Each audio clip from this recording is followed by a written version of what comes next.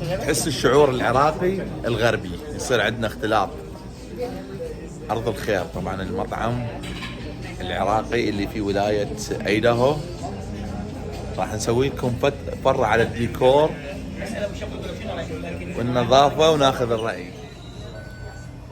تفرجوا لي هنا يعني الديكور العربي.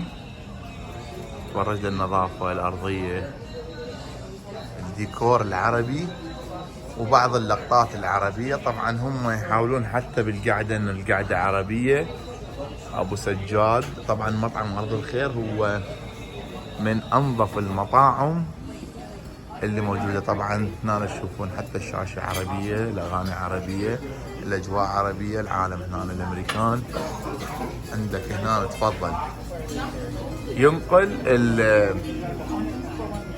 يعني هذا مثل تقاليدنا، الدلة، الفنجان، مال القهوة، الجمال، القعدة العربية. تفضلوا لي هنا اشوف كل الامور. الفانوس احلى شيء هناك. طبعا من ارقى وانظف المطاعم اللي صراحة. تفضل الارضية هذا، تحس نفسك انه انت بالعراق. شعور جدا مميز، والامريكان يحبون طبعا اكل. فرجت المنيو. طبعا هاي المقبلات مقبلاتنا بالعراق ترد الروح. تفرج هنا. طبعا الاكل كله حلال، اللحم كله حلال. تفرج لي هذا المنيو العربي.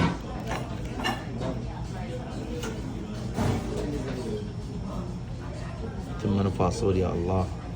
بس احنا متزوجين السناقض يعني يحبون هاي المروقات. هذا المشكل.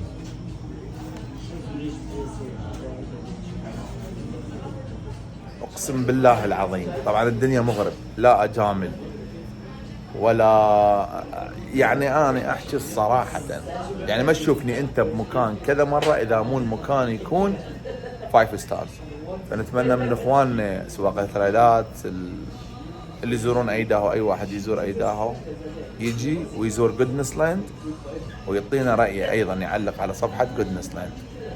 النظافة والاسعار مناسبة والخدمة 5 نجوم، وتحس باجواء عراقية خالصة.